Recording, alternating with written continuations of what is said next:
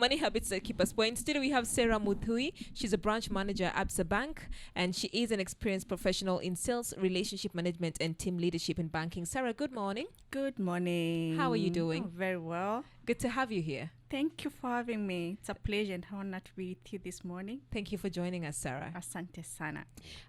We had a session on Tuesday. On Tuesday with the team from Absa Bank at Soiliport Hub Foundation, and we were being taught about money, financial literacy. Yep. And there was a lot of unpacking to do.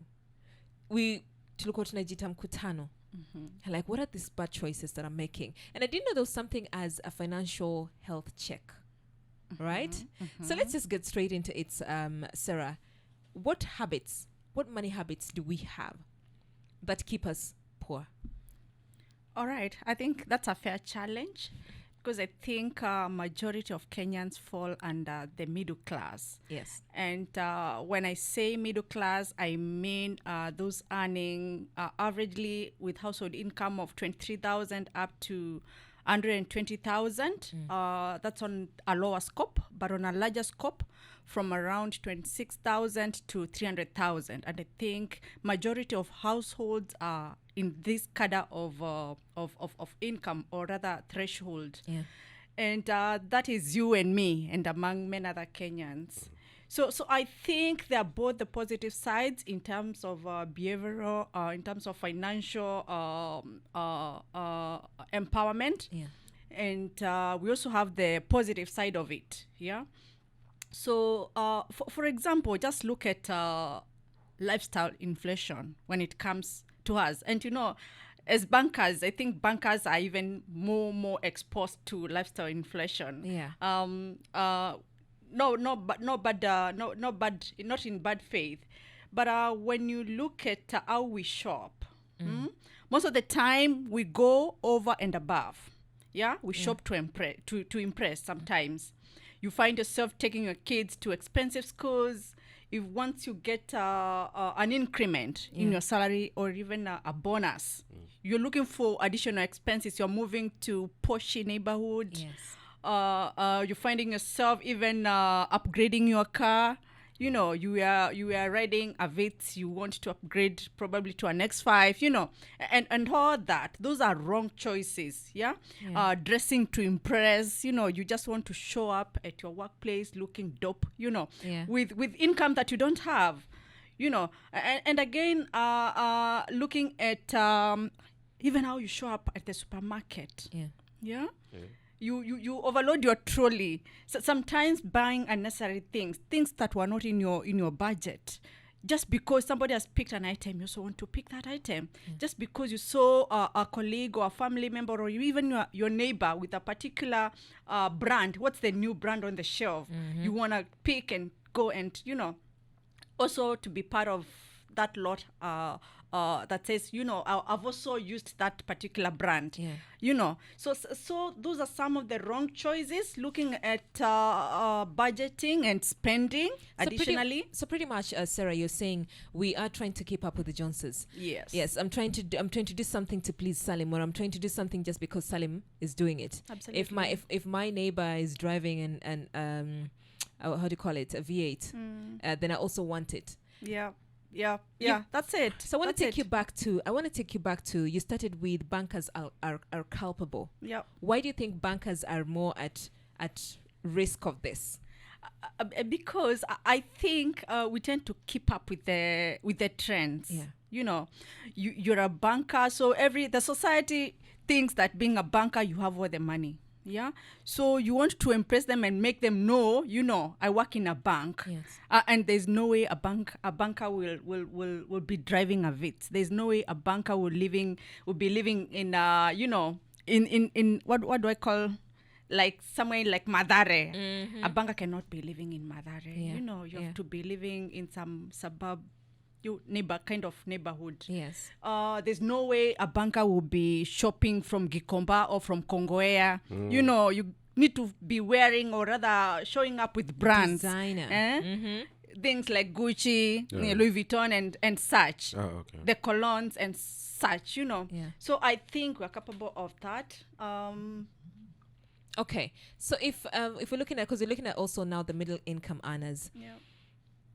and everything you've stated, I remember when I got a raise, my former employer told me, as I was moving from that job to the next, my former employer told me, she was like, Miriam, this is impressive, and then she says, do not move into an expensive apartment. Exactly. Exactly. We make a lot of mistakes with our first, especially when we get a raise. Yeah. We make a lot of mistakes, and we feel like, oh, this money is here, so we need to show people that we're doing good. Mm-hmm. What would you tell somebody, and for those who are listening in, and somebody who's working towards financial freedom, when you get a raise, what should you do? When you get a salary increment, what should you do? I mean, again, that's a very good question. And many times when we get a pay rise, what is expected is you'll have additional expenses. You know, the more you earn, the more expenses tend to be coming up. Yeah. And the best advice is to invest Yeah. in your additional income. Yeah. Yeah, you don't have to increase your expenses basically just simply because you have an additional income. Yeah. Channel that income to investment, to saving plans, to money market options, because we have a whole lot of investment plans. Yeah, you can do a fixed deposit, do an education plan for your kid, invest in your medical or other life insurance. Yeah. Do what we call money market fund or bonds, or even buy shares. We have a whole lot of investment options for even increasing your pension plan. You know, if you can adjust, because I know those working in some organizations and those who are in permanent and pensionable kind of arrangement, Yeah. they have the option of the pension plan. If you can increase to accelerate, especially if you're towards your retirement, if you can increase your pension plan, the better for you. You'll have a better retirement package by the time you're leaving your organization. And those who are not in employment, those who are in business, you know, even as you do your business, you have an end mind of your future, you know. So if you have additional profits or additional margins, channel that to investment. Yeah. Yeah. Okay. Ni Sarah, right? Yes, please. Mimi swali langu linakuja hapa, yule kijana ambaye anakusikiliza sasa hivi, tuseme ndio ameajiriwa, gap ya mshahara hiyo umesema 26 to 23, 25, 26. hapo mweke hapo within 50 na hiyo 23 hapo. Yes. Ameajiriwa saa hizi, tuseme huu ndio mwezi wake wa kwanza. Ndio. Anaenda kupokea mshahara. Ndio. Ni vitu gani ambavyo kwamba atafanya ili umesema asiishi kuwa maskini? Asibaki hapo kwenye hilo fungu. Kuna wale ambao tushazoea sasa, tumekubuhu huku kwenye umaskini, lakini tutatoka. Ndio. Sasa huyu mwenye anaanza safari yake. Okay. I think basically those are the youth. Yes. The youth. Yeah. Or startups. Yeah. There's a plan, there's a ratio when it comes to budgeting your salary, and we call it the 50-30-20 rule. Yeah. Where your 50% of your salary goes to your needs. And by needs, I mean shelter, clothing, and feeding. And then 30% of your salary goes to your wants. Your wants are things like the TV, the screen, the radio, you know, and things like maybe the internet with today's technology. And then 20% goes towards your saving into investments. And for that cadre, we have what we call the money market, or rather the unit trust. Unit trust, you can invest as low as 1,000. Yeah, every month, just channel 1,000 towards your unit trust fund. Count that in 10 years. I mean, in a year, in 12 months, in 24 months, in 48 months, and so forth. Look at what you'll have achieved. Just 1,000. Yeah. So if we can be intentional when it comes to savings and investments, we can get out of this menace of poverty Yeah. and mismanagement of funds, because 1,000 out of 20,000 or 25,000, that's a lot every month. Yeah. And once you save, do not reach out to the same funds for utilization. Yeah. The second option is what we call, we have some accounts, savings accounts, which we call, which are digital.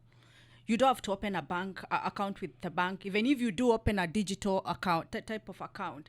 So even in your M-Pesa, whatever you receive, just channel 1,000 towards that digital savings plan. Yeah. So savings is purely intentional and discipline and consistency when it comes to that. That's what I would say. I like that. Yeah. We are speaking to Sarah Muthini. She is a branch manager at Absa Bank, and we're looking at money habits that constantly keep us poor. What money habit is keeping you in a rat race?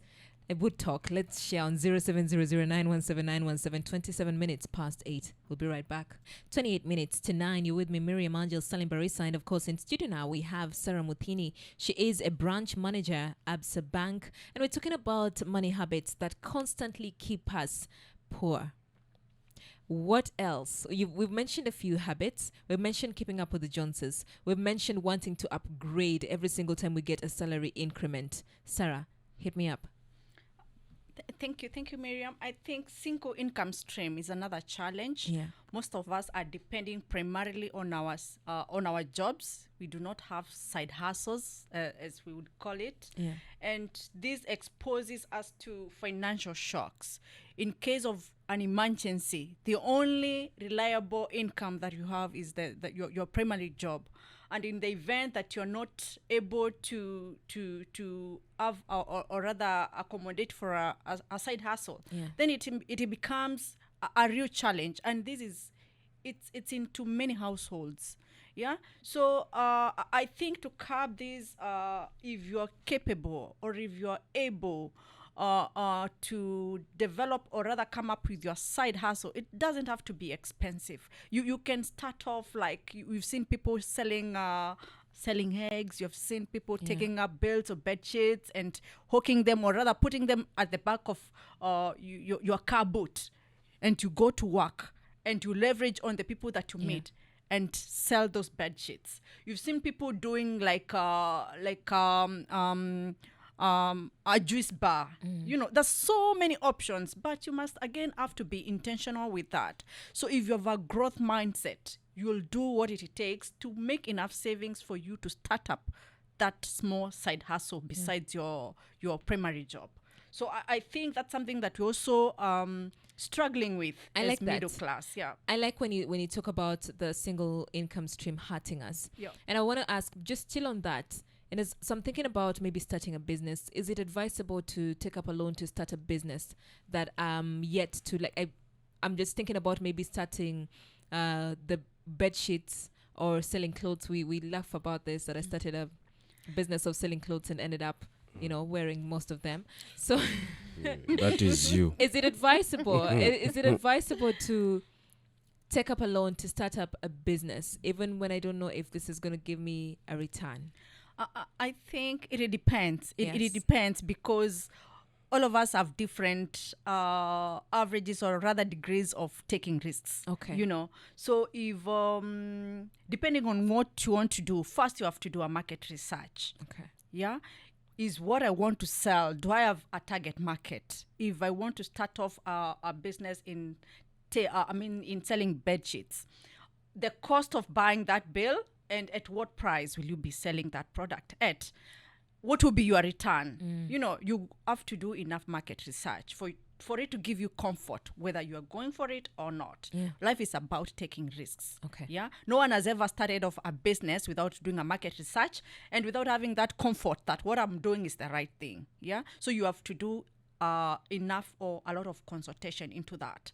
If need be, you take a loan. Yes, you can. If not, if you have accumulated enough savings to enable you start off that side hustle, You use well and that. good. So you can utilize on your savings, or you can take up a small loan. There's so many options like what we call the Timiza. you have I mean digital borrowing. Yeah, Mshwari, we have the Timiza, and so forth, short-term loans that you repay within a very short time. So if you leverage on that to start up a small business, you can be able even to repay up that short-term loan with the business that you've started off. All Break right. even and get moving. Great. Yeah. Okay. So apart from single income stream that is keeping us is keeping us poor, what else do we have? Budgeting. Okay. Budgeting and spending. You know, Kenyans, most of the time we shop or we budget mentally, or we what we call informal budgeting. Yeah. So Wait, yes, Break it please. down. Budget mentally. we shop. I mean, we shop with our emotions. Yeah. You know, we shop with our emotions. Yeah. Yeah. We do impulse buying. We shop under peer pressure. Yeah. Yeah. So let me just ask you, how many of us today go out to a shop to a supermarket with a shopping list and stick to it? You'll have a shopping list, Yes. Most of the time, you'll not stick by it. Yeah. Most of the time, you'll find yourself purchasing things that you didn't budget, that you had not You didn't budgeted budget for. Yes. Amenipata hapo. Nimekupata ndio na nimepata wengi. Sana. So I think that's another challenge that we have. If we can leverage on before you leave your home, have a budget list. Sit down together with your partner. Look at the things that you need. Look at your income. Are you able to cater for whatever item that you've selected, or are the basic needs for that home as that at that point in time? Yeah. And cancel what you do not need. It is what is not a priority at that point in time. That which can wait for another day, cancel it. Yeah. And move with what is of importance at that point in time. Today's payslip is very depressed. Completely depressed. It is. Yeah. So it's high time. You cannot keep up with what you used to do in 3-4 years back. You cannot keep up with that kind of lifestyle. You got to adjust that, and through that, you be able to salvage the pain points in your home, or rather in your household. You do have to drive a car to work. Sometimes Monday to Friday, no. Sometimes leave it at home. There's the maintenance bit, there's the service bit, there's the fuel, and so forth. And also working to, that times you used to in my organization, you used to work to home and to work. Yeah. For health. Yeah, just work. Oh, okay. Yeah, no, not like you are conformed to it, but it was a habit that we were trying to emulate. Yes, under the wellness bit. Yeah. Leave your car at the basement, walk home. In the morning, Toka tembea, enda Yes. kazini. Yes. Walk to work. yes. Jioni toka. And you're killing one bird with two stones, is Yeah. it? The walking Yeah. culture. Yeah, the walking culture. I really like that. you know when you say, look, when you say walk home, if we look at the society again, Yeah. everybody look and say, ai, Nini? mbona wale watembea, mbona unatembea? Hata wacha tu tutoe mfano uko hai. That was a day. Nilitembea nikafika bridge. Yes. Sawa. And somebody ni kama alinijua. Sawa. Akapita mbele, akageuka, akaniangalia, alafu like, ai, Mbona Salim anatembea? mbona anavuka bridge? But hata yeye anavuka. Sasa hiyo kitu na hii I think it's a societal pressure. Yes. We care more about what the other person will think Yes. than than how my choices affect me, right? I care more about how if Sarah is good, if Sarah were to see me in this type of car, like that's going to make me feel better. Right? Yeah. If Sarah were to see me in this kind of bag, let's say I have a Louis Vuitton or I have a Yani, it's more of like how Sarah will feel like if she sees me carrying that or driving this car. What? Less of me. What is that? Louis Vuitton. Louis So it's a brand. Louis Vuitton or Armani. That one. So basically, you know what we'll do? You go to work, but carry your gym bag. In the evening, after you check out, change to your to your gym Gym wear, suit. yeah. Yeah, and walk home. chapa Yes. One Tumia day I Subaru. walked from Nyali all the way to my home. Yes. In the Oh. morning, take a matatu, Yeah. get to work. wewe ushatembea Oh yes, several times. I don't know Several times, Salim. several times. You got to keep fit. Mimi hutembea na nilikuwa nafikiri ni mimi tu, kumbe tuko wengi. No, it's kwenye good. club. It's good for your health. It helps you unlock Yeah. your thoughts. You know, by the time you're getting home, all the stress for the day is gone, and you sleep well. So now let's get back to the decisions that I made. Let's say the decisions that I've made have put me in this rat race, right? And they're draining me financially. I'm trying to get out of this hole, but it's so hard. I've dug a hole so deep. Now, how do I get out? And how do I not go back? Because we have to find a solution to these habits that are constantly keeping me in a rat race. How do I get out, and how do I ensure I'm balanced financially? Good. Conscious spending. Okay. Yeah. Distinguish between needs and wants to free up money for savings and investing. Embrace the 50-30-20 rule. Yeah. Yeah. And that automatically you are off the hook. Until again you maintain discipline and consistency into that. Home ownership.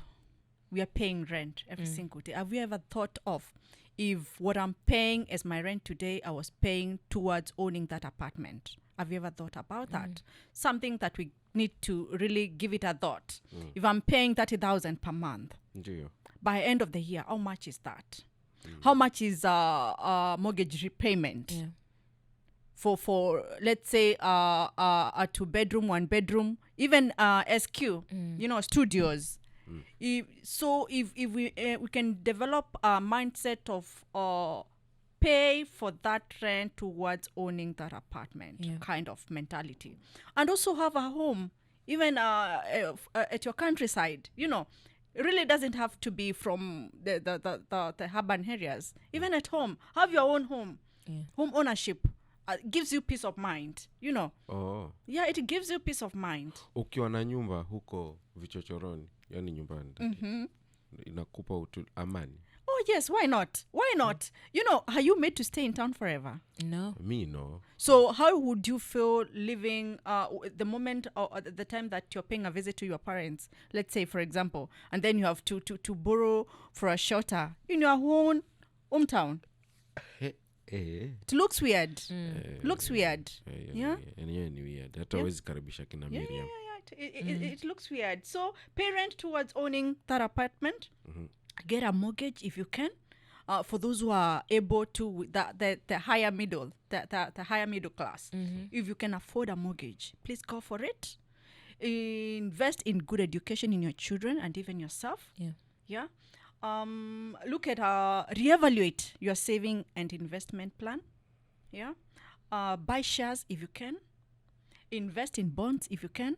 Bonds are long term. Invest in stock markets, in stocks if you can. Have a proper saving plan. Every month, just make sure that you're not hitting all your income. Just keep something small for a rainy day. Yeah. Very important.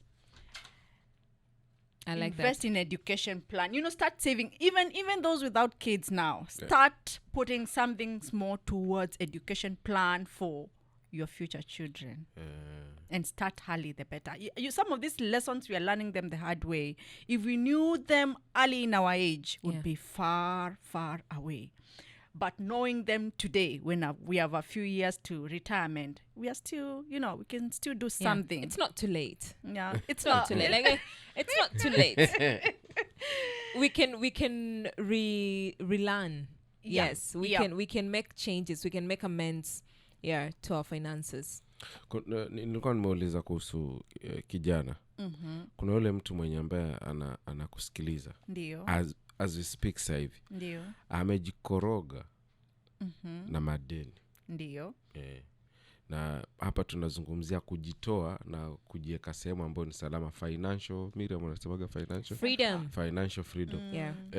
amejikoroga. Sasa hapo wacha nijilete mimi. Nimejikoroga na madeni. Ndio. Na anatafuta hiyo financial freedom. How do you go about it? That's a tough one. First of all, getting out of debt. Yeah. You're already in debt. You're already in debt. A lot of it. So you want to get out of debt. That's a tough one, because if you're already in debt, how do you get yourself out of debt? Yeah. And probably because you cannot borrow to pay up a debt, you know. Only the country can do that. Yeah, only the country can do that. I mean, it's not a good behavior to borrow a debt to pay off a debt. Yeah. So I think it would be when you're talking about getting the other source of income, the other stream of income, right? So if I'm already in debt, I found myself that I've constantly borrowed, and let's say I owe a lot of money, but I'm thinking, how do I clear this? And if I'm looking at my income, my salary, it cannot sustain this, right? So then look for another stream, another source of income. Yeah. And then also what I learned was there's the snowball method, where you start by paying the small debt. Yeah. So you list down all your debt and you start paying the little ones first as you continue. So you line out, if it's 2,000, let's say you owe Salim 2,000. Go to Sarah, I owe Sarah 30,000. I owe another person 5,000. So you start with the little ones. It's easier to sort out the little ones than the big ones. True. right than the large ones. But you cannot sustain it on one stream of income. True.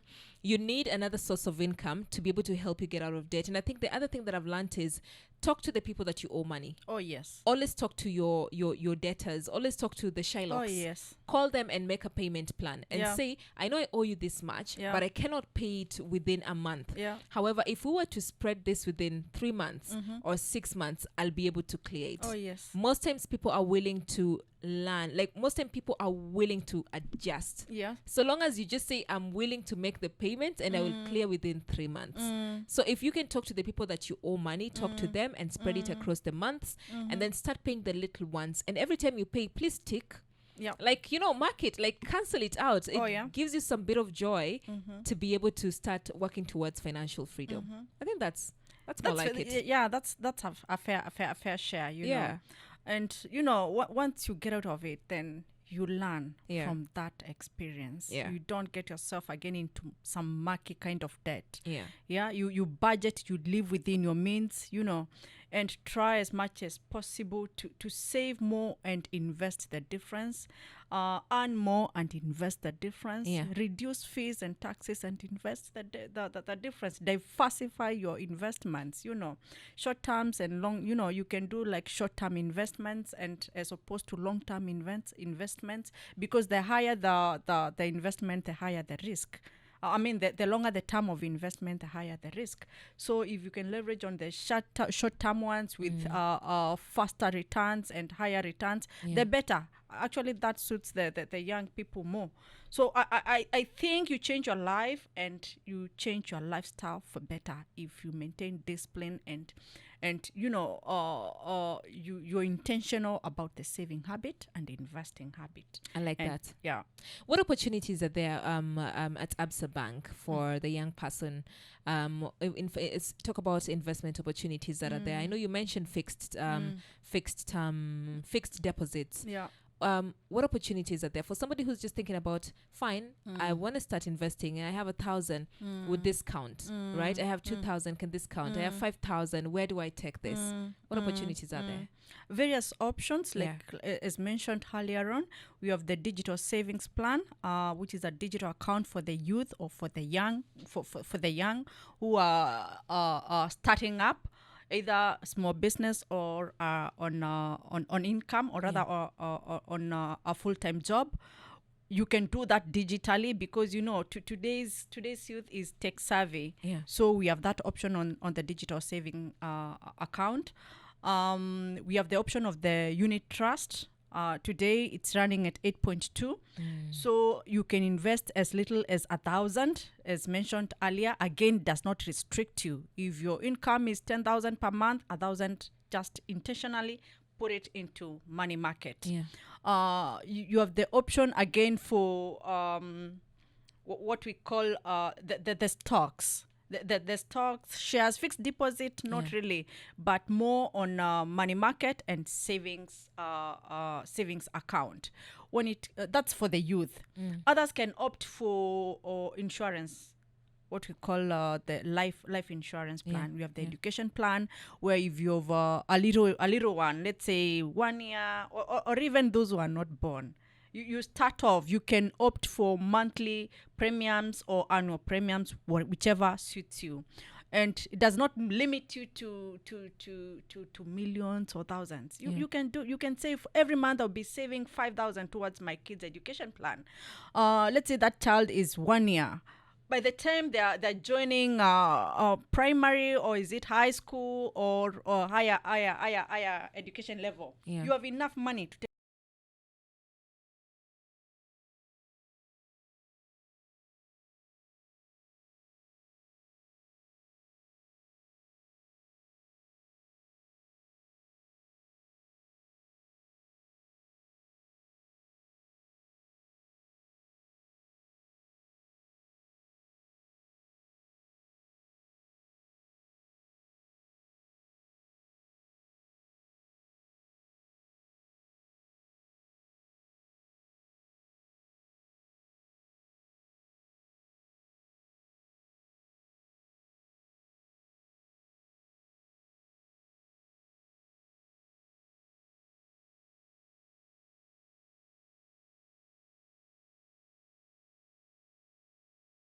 principal. Yeah. So you can opt to put that investment plan towards education, lakini watoto wako washamaliza shule. Yes. So you utilize those funds and inject into your business, or even go for a trip with your spouse, or whatever it is that you need to do.